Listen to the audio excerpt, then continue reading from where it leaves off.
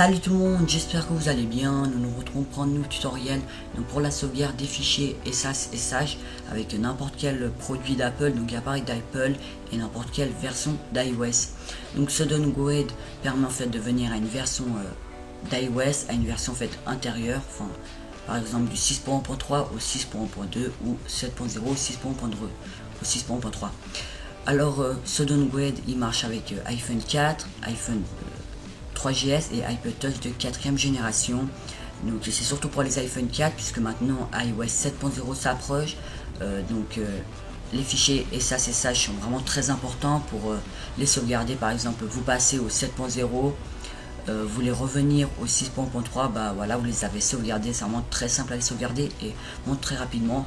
Donc comme je vous l'ai dit, iOS 7 s'approche, on va dire la version Golden Master et enfin c'est la version finale, mais on aura aussi la version finale pour le public le 18 septembre.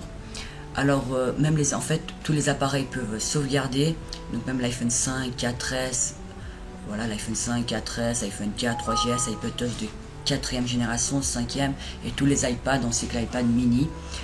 Sauf que c'est pas vraiment très utile, peut-être ça sera utile dans le futur, en tout cas pas maintenant. Maintenant le downgrade donc marche que pour les iPhone 4, iPhone 3GS et iPod Touch de 4ème génération.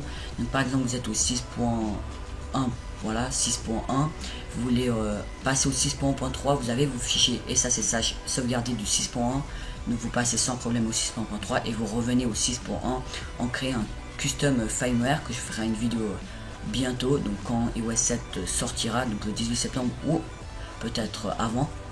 Donc on va tout de suite commencer avec Tiny Umbrella, donc qui est disponible sous Mac et Windows. Donc, vous avez juste ici Tiny Umbrella OS X donc pour Mac et Tiny Umbrella pour Windows. Vous ouvrez Tiny Umbrella, donc vous l'exécutez en tant qu'administrateur. Et donc voilà, donc vous aurez la même interface que moi. Et dans général, donc, vous avez toutes vos informations pour sur votre iPhone. Donc moi j'ai caché, enfin parce que c'est personnel. Vous avez la version d'iOS, donc moi c'est 6.1.3 juste ici, donc vous avez donc à gauche, à droite, enfin à gauche en haut, vous avez les iPhones connectés. Donc là la section log, et là on va aller dans Advanced, et là vous allez bien en fait cocher que ces deux cases. Donc vous aurez la case Request SSH from Cydia, donc vous décochez, vous l'aurez coché comme ça, vous allez décocher pour qu'il y a juste, enfin faire en sorte qu'il y a juste ces deux cases qui sont cochées. Et juste dans les trois petits points juste ici, donc vous allez en fait choisir l'emplacement où vous voulez que vos fichiers en fait soient sauvegardés.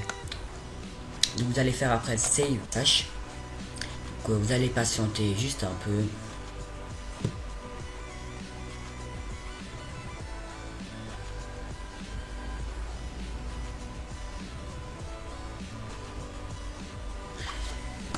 Et donc voilà vos fichiers SASH.